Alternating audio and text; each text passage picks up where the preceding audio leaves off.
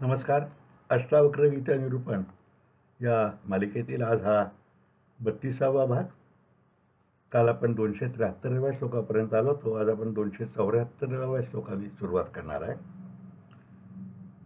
अष्टावक्रशी अजून जनकाला सांगतायत तत्वज्ञान. आणखीन 2-3 श्लोकाच्या नंतर जनकाचं उत्तर आपलं सुरू होईल आणि त्या जनकाच्या उत्तरानेच या मालिकेचा शेवट होईल. अजून माझ्या 2 किंवा 3 भाग ही मालिका चालेल. श्लोक क्रमांक 274. मुक्तो यथास्थिती स्वस्थ कर्तव्य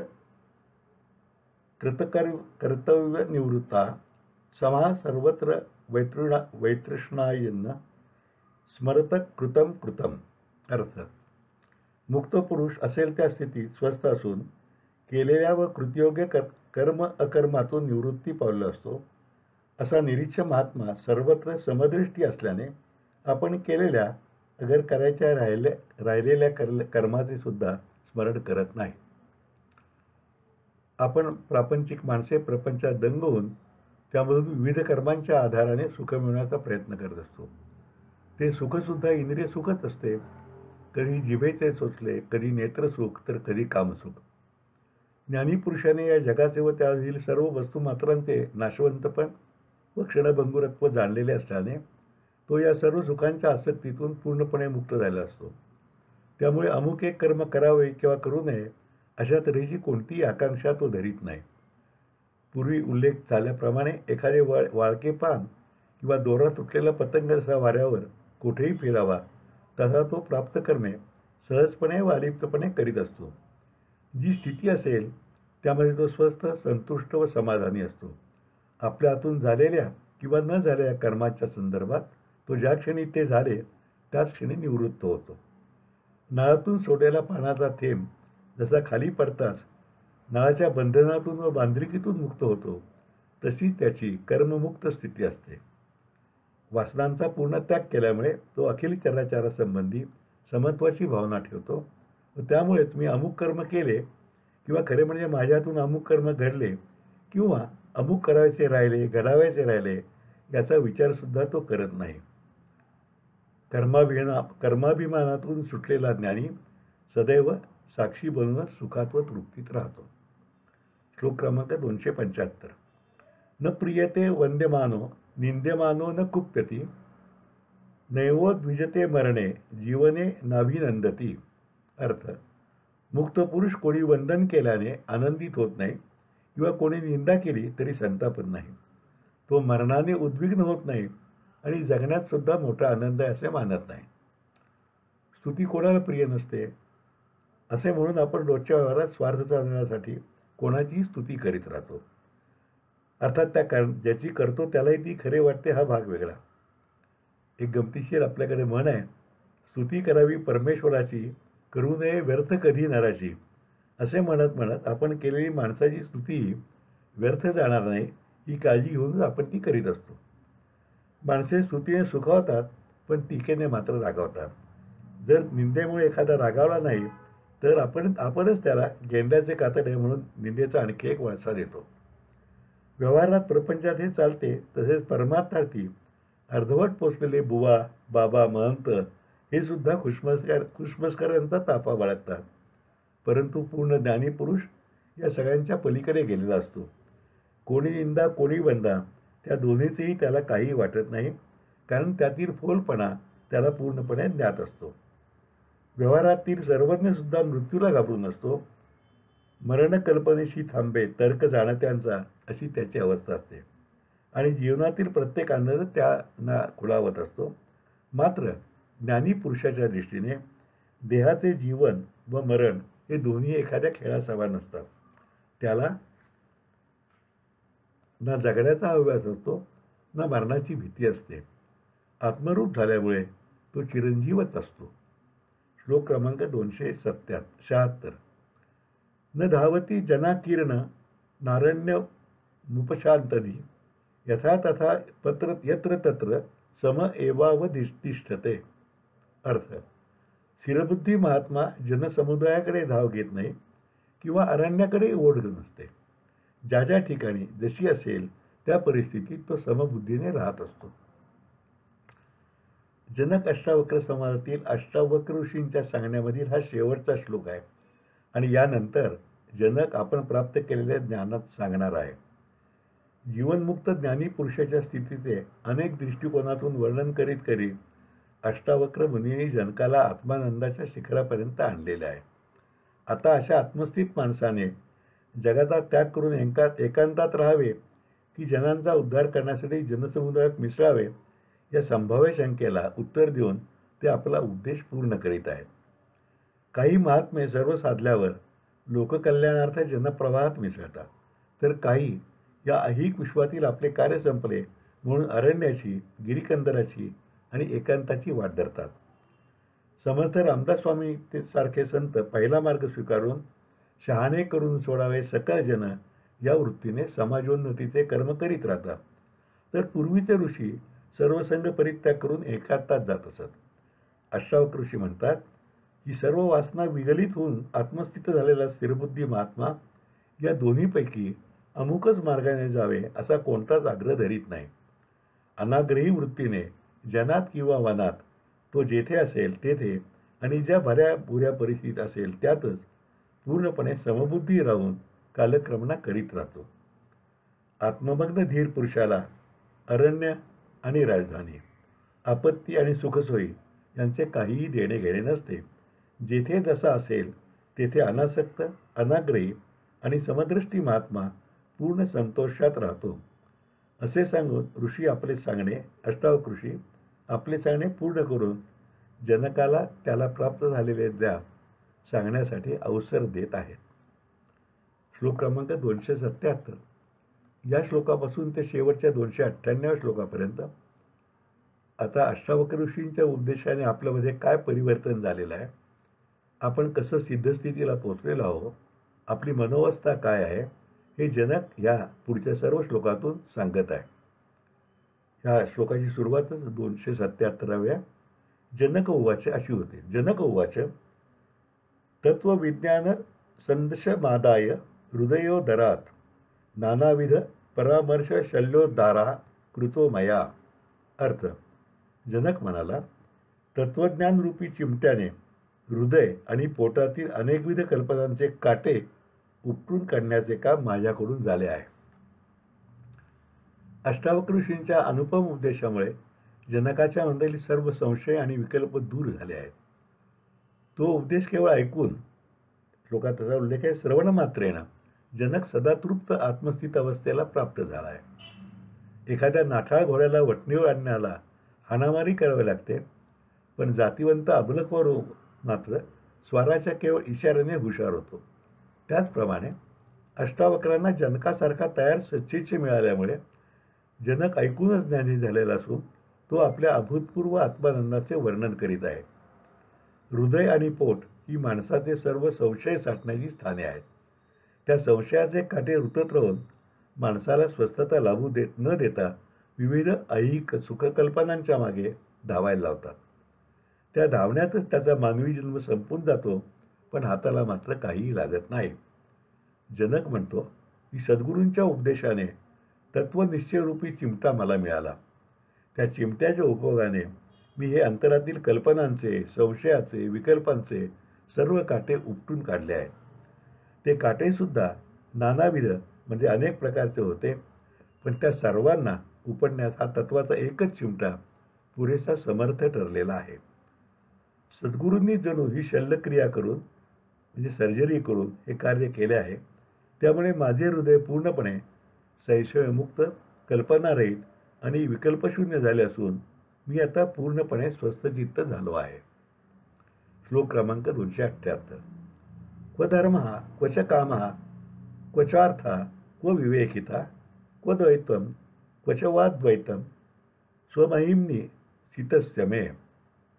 अर्थ, स्वतःच्या महनीय स्वरूपात स्थिरावलेल्या मला धर्म कोठला आणि अधर्म कोठला, काम आणि अर्थ कोणते आणि द्वैत किंवा अद्वैत तरी कोणते. सद्गुरूंच्या केवळ उपदेशाने आत्मवैभवाच्या सिंहासनावर विराजमान झालेला मी आहे. मुक्तीचेही पुढील अशी माझी स्थिती आहे. त्या स्थितीत ऐहिकाचे बंधन तर तुटले आहेच, पण परमार्थाची आससुद्धा संपून गेलेली आहे. आत्मा आणि परमात्मा यांचे मिलन झाल्यामुळे आता काही करावायचे, काही मिळवायचे शिल्लकच नाही. किंबहुना करणे, मिळवणे, सोडणे या भावना सुद्धा विरून गेलेल्या आहेत. अशा असामान्य अवस्थेमध्ये सामान्य माणसाप्रमाणे व्यवहार कसा होणार? सामान्य माणसाची नीती, धर्म, व्यवहार यांची बंधने तरी कशी लागू पडणार? म्हणून जनक म्हणतो की मी आता महनीय अशा स्वस्वरूपात स्थिर झालो आहे. आपल्या शास्त्राने धर्म, अर्थ, काम आणि मोक्ष हे 4 पुरुषार्थ सांगितले असून त्याचा अवलंब केल्याने जीवनाचे सार्थक होते असा निर्वाळा दिला आहे. परंतु आत्मज्ञानामुळे हे जीवन सार्थकच मला प्राप्त झालेले आहे. त्यामुळे 4ही पुरुषार्थांचे आणि माझे काहीही नाते उरलेले नाही. त्या नात्यांच्याही पलीकडे जनक गेलेला आहे. धर्म, काम, अर्थ, द्वैत, अद्वैत यांचा काहीच विशेष मला आता कुठून असणार? एखाद्या लंगडणाऱ्या माणसाला कुबडीची गरज लागते, त्याप्रमाणे सामान्य प्रपंची माणसाला या कुबड्यांची गरज आहे. पण जनक म्हणतो, माझे अज्ञानाचे लंगडेपण सद्गुरूंनी दूर केल्यामुळे मला आता धर्म, अर्थ, काम, द्वैताद्वैत अशा कुबड्यांची काही गरज नाही. मी स्वस्वरूपाच्या महिम्यामध्ये निमग्न आहे. श्लोक क्रमांक 279. क्व भूतम क्व भविष्यद्वा वर्तमानपि क्व वा क्व देशः क्वच वा नित्यम स्वमहिम्नि स्थितस्य मे. अर्थ: आत्मा ऐश्वर्यामध्ये स्थिर असलेला मला भूत, वर्तमान आणि भविष्य कोठून असणार? आणि देश आणि शाश्वत हे तरी कसे असणार? परमसत्य जाणल्यामुळे जनक आता ऐश्वर्यपूर्ण स्वानंद स्थितीत आहे की त्याला कोणतेही बंधन उरलेले नाही. त्याचे मी आणि माझेपण संपून गेलेले आहे. आपण भूतकाळ, वर्तमान काळ आणि भविष्यकाळ या 3 परिमाणामध्ये काळगणना करतो. अनेक तत्वज्ञ भूत व भविष्य यांची चिंता सोडून केवळ वर्तमानाने जगा, लिव्ह द प्रेझेंट असे म्हणतात. अष्टावक्र ऋषींच्या उपदेशामुळे जनकाने भूत आणि भविष्य तर सोडलेच आहे, पण वर्तमान काळही सोडून दिला आहे. त्याचबरोबर देशाचे म्हणजे स्थानाचेही बंधन पार केलेले आहे. आत्मावस्थेला देश व कालाची मर्यादाच नाही, कारण ती अवस्था देशकालातीत आहे. शिवाय शाश्वत व अशाश्वत याहूनही ती अलगच आहे. एका कवीने म्हटल्याप्रमाणे मुक्तात्म्याची स्थिती दिक्कालासही अतीत झालो, माझा मी नच उरलो अशीच होत असते. शरीर जड असल्याने ते स्थळ आणि काळाच्या मर्यादेतच असू शकते, परंतु आत्मतत्व मात्र या दोन्हीतही जखरता येत नाही. ते अमर्याद, अगाध, अनंत असेच आहे. असेही म्हणता येईल की आत्मा स्थळकाळ मर्यादेत नाही, उलट स्थळकाळच आत्मरूपात सामावून गेले आहेत. अशा विशाल आत्मस्थित अवस्थेत स्थिरवून मी तृप्त आहे हे जनक सांगत आहे. श्लोक क्रमांक 280. क्वच आत्मा क्वच वानात्मा क्व शुभम क्वाशुभम तथा क्व चिंता क्वच वचिंता स्वहिम्नी स्थितस्य मे. अर्थ: आत्ममहिम्यामध्ये स्थिर झालेल्या मला आत्मा कोठे आणि अनात्मा कोठे, शुभ काय आणि अशुभ काय, चिंता कोणती आणि अचिंता तरी कोणती? अष्टावक्री गीतेचे महत्त्व तिच्या अभूतपूर्व विचारधानामध्ये आहे. अध्यात्माविषयीच्या सर्व रूढ कल्पना धक्का देणारे विचार त्यात आहेत. आत्मा हेच एकमेव सत्य आहे, बाकी सर्व अनात्मा असून भ्रममूलक आहे असे अध्यात्मवादी सांगतात. तर अष्टावक्र ऋषी त्याच्याही पुढे 2 पावले जाऊन सांगतात की आत्मा नाही आणि अनात्माही नाही, तर सर्वव्यापी शुद्ध ब्रह्म हेच एकमेव सत्य आहे. ते जाणल्यामुळे जनक त्याच्याशी एकरूप होऊन गेलेला असून आत्मा ऐश्वर्याच्या अगाध महिम्यामध्ये परमसंतुष्ट आहे. अशा स्थितीमध्ये अमुक एक शुभ, अमुक एक अशुभ अशी दोलायमान अवस्था संभवतच नाही. त्याला कशाची चिंता नाही, कारण काही मिळवायचे नाही आणि काही सोडायचे आहे असंही नाही. जिथे चिंता असेल तेथेच ती केल्यानंतरची अचिंत स्थिती येऊ शकते. भूक असेल तेव्हाच खाल्ल्यावर पोट भरले जाणीव होऊ शकते, पण जिथे भूकच नाही तिथे खाऊन भूक भागल्याची वेगळी जाणीव कुठून येणार? त्याचप्रमाणे जिथे चिंताच नाही तेथे अचिंता तरी कुठून येणार? आत्मा, अनात्मा, शुभाशुभ, चिंता, अचिंता या जाणीवांच्याही पहिलं तरी पोचून जनक अनुपम स्वानंदात स्वस्थ असल्याचे सद्गुरूंना सांगत आहे. श्लोक क्रमांक 281. क्व स्वप्ना क्व सुषुप्तिर्वा क्वच जागरणं तथा क्व तुरीयं भयं वापि स्वमाहिम्नि स्थितस्य मे. अर्थ: स्वतःच्या महद्रूपात स्थिरावलेला मला स्वप्न, सुषुप्ती आणि जागृती या 3 अवस्थाच काय, पण चौथी तुर्यावस्था तरी कुठली आणि भीती तरी कशाची असणार. प्रापंचिकाला जागृतावस्था, निद्रावस्था व स्वप्नावस्था या जीवनातील 3च अवस्था माहीत असतात. जीव अज्ञानात असल्यामुळे जागेपणीचा दैनंदिन व्यवहार, झोपेमधील विश्रांती आणि स्वप्नामधून मनोराज्य या 3च गोष्टीत तो रमलेला असतो. मात्र जेव्हा आत्मज्ञानाचा उदय होतो तेव्हाच त्याला याहून वेगळी अशी सत्वगुणाची चौथी अवस्था माहीत होते. तिला तुर्यावस्था म्हणतात. अष्टावक्र ऋषींनी आपल्या उपदेशात यापूर्वी 270व्या श्लोकात पहिल्या 3 अवस्थांमध्ये न गुंतला असेल तो धीर पुरुष सदा तृप्त असतो असे सांगताना या चौथ्या अवस्थेकडे फक्त अंगुली निर्देश केला आहे. गुरुने शिष्याला आकलन झाले ना हे कळण्यासाठी शिकवताना एखादा भाग शिल्लक ठेवावा तसाच हा प्रकार आहे. आणि जनक सत्पात्र सच्चिष्ट असल्याने त्याने या श्लोकात तोच निर्देश उचलून घेतला आहे. जनक म्हणतो की मला आता पहिल्या 3 अवस्था नाहीतच, पण चौथ्या तुरीय अवस्थेच्याही पुढे मी गेलो असून या सर्व अवस्थांमधून मुक्त होऊन परब्रह्म स्वरूपच झालो आहे. अज्ञानी माणसाला सर्वात मोठी भीती मरणाची असते आणि ज्ञानी माणसाला बेसावस्थेने होणाऱ्या अधःपतनाची असते. जनक या दोन्हीपासून सुटलेला असून आत्मस्वरूपात स्वस्थ असल्याचे आश्वासन अष्टावक्र ऋषींना देत आहे. श्लोक क्रमांक 282. क्व दूरं क्व समीपं वा बाह्यं काभ्यंतरं क्व स्थूलं क्वच वा सूक्ष्म स्वमहिम्नि स्थितस्य मे. वेगळ्या गोष्टी जनक सांगतोय, हे काय ते काय ते काय, आणि या कशातही मी नाही हेही तो पुढे सांगतोय. अर्थ: स्वमहात्म्यात रममाण झालेल्या मला काय लांबचे आणि काय जवळचे असणार, बाह्य कोणते आणि अंतस्थ कोणते, आणि स्थूल व सूक्ष्म हा भेद तरी कुठून असणार. आत्मज्ञानाने परिपूर्ण झालेला जनक आपल्या ऐकमय अशा स्थितीचे वर्णन आत्मविश्वासाने आणि ठामपणाने करीत आहे. त्याला आयुष्याचे सार्थक मिळेल असल्याने तो ठामपणा स्वाभाविकच आहे. तो स्वस्वरूपात स्थिर झालेला आहे. तो आपल्यामध्येच अखिल चराचराला पाहतो आहे आणि सर्व भूतमात्रामध्ये आपण असल्याची त्याची जाणीव पक्की आहे.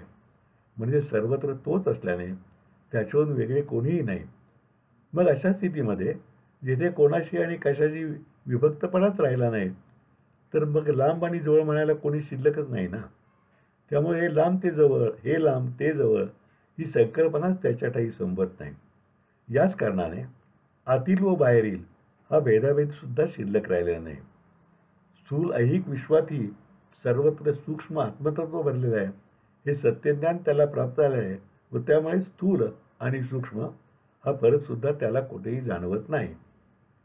अष्टावक्रांच्या उपदेशापूर्वी आत्मज्ञानाचा मार्ग जनकाला दूरदूरचा वाटत होता, परंतु आता ते ज्ञान प्राप्त झालेला जनक सार्थपणे सांगत आहे की मला आता दूर आणि जवळ, आत आणि बाहेर, स्थूल आणि सूक्ष्म असे राहिलेच काय, सर्वत्र मी आणि मीच भरून राहिले आहे ना. आता भेदभाव असं कुठेच काहीही नाही. श्लोक क्रमांक 283, आजचा हा शेवटचा श्लोक.